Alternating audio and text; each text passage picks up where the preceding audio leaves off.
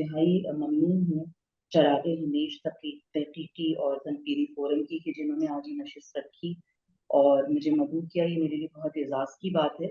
मैं यकीनन नहीं समझती कि मैं अफसाने पे बात करूं, क्योंकि मेरा तो दायरा कार नहीं है, मेरा काम बच्चों पे है और यहाँ मुझसे बहुत बेहतर इस अफसाने पे बात करने के लिए लोग मौजूद हैं। मगर आज ही मैं दोपहर में अम्मी की तरफ गई थी और उनको मैंने बताया कि ये नशिस्त जो है वो इसका एहतमाम किया गया है, तो वो बहुत खुश भी थी। और वहाँ जो मेरी उनसे इस अफसाने के हवाले से बात हुई, ये अम्मी के चंद जो इब्तदाई अफसाने हैं उनमें से एक अफसाना है और ये 1960 की दिहाई में अम्मी ने लिखा था। और जो अम्मी के चंद बिल्कुल शुरू के अफसाने जो मुख्तलिफ अ, पर्चों में शाया हुई, उनमें से एक अफसाना था आंखों के दीदान। ये एक अलामती उन्वान है और मैंने अम्मी से पूछा कि अम्मी इस अफसाने का उन्वान आपने ये क्यों रखा, क्या आपके जहन में था? तो उन्होंने कहा कि ये बुनियादी ख्याल ये था कि जो आंखों के झरोखों से दुनिया को देखना और समझना कि दुनिया में क्या है, उसमें क्या नाइंसाफियां हैं, क्या नाहमवारियां हैं। और अम्मी के जो अफसाने हैं उसमें उन्होंने हमेशा जो नाइंसाफी और नाहमवारी माशरे में न सिर्फ औरत बल्कि मर्द के साथ होती रही और हो रही है उस पर लिखा है।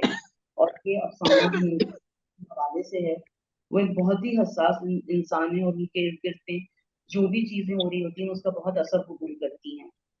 और इस अफसाने में भी मुझसे पहले जो जिन लोगों ने बात की, बहुत खूबी से उन्होंने बयान किया कि किस तरह से इसके अंदर जो घुटन या जो जिया साहब के जमाने में खास तौर पे जिस तरह से बात करने पे जो पाबंदी थी, तो अलामती अंदाज में लिखा गया है ये अफसाना। और मेरे ख्याल में मैं अफसाने से ज्यादा कुछ जो मेरी यादें हैं और जो मैं यहाँ पे बांटना चाहूंगी कि अम्मी जो है वो बहुत उनको इश्क है लिखने पढ़ने से। और जब उनका जो कमरा है उसमें उनके सिरहाने अ, हमेशा किताब और कागज कलम रहता है। और अगर उनकी रात में आंख खुल जाती है तो वो उठ के या कोई कहानी लिखने लगती हैं, या वो कोई किताब पढ़ने लगती हैं, या वो कोई तर्जुमा करती हैं।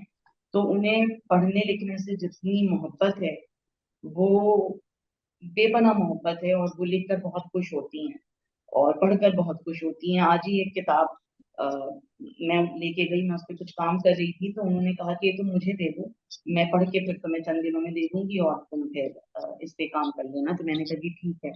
तो वो एक बहुत हसास इंसान है। और मैंने उनसे ये भी पूछा आज कि आपने इतना लिखा, आपकी अफसाने की किताबें हैं, आपका नॉवलेट है, आपको उसमें से सबसे ज्यादा की कौन सी किताब आपके ज्यादा करीब है? तो उन्होंने कहा कि उनका जो नॉवलेट है, ना यूं रहा ना परी रही, वो उन्हें बहुत पसंद है। और वो तफसीम के पस मंजर में लिखी गई उनकी वो किताब है। और मुझे भी वो नॉवलेट बहुत पसंद है। और मैंने वो नॉवल अपनी नानी को, जब मेरी नानी का उसके कुछ अरसे के बाद इंतकाल हो गया, तो मैंने वो जब उनको पढ़ के सुनाया तो वो रोया करती थी उसको सुनकर। तो जिस तरह महनाज आपने कहा कि जो अम्मी की जो वोकैबलरी है, जो उनका जखीरा है अल्फाज का, वो कमाल है।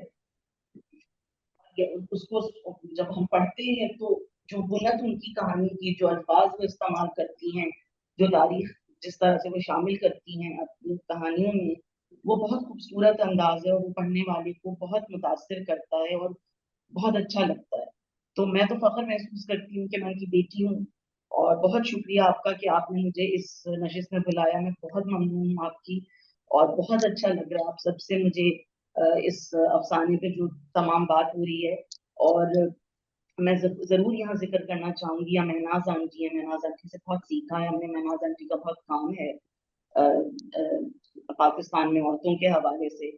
यहाँ शहनाज परवीन आंटी मौजूद हैं, वो बहुत गहरी दोस्त हैं अम्मी की, उनका बहुत काम है उर्दू अफसाने में, और उन्होंने मुझे पढ़ाया भी है सेंट जोसेफ में, वो मेरी उस्ताद रही हैं।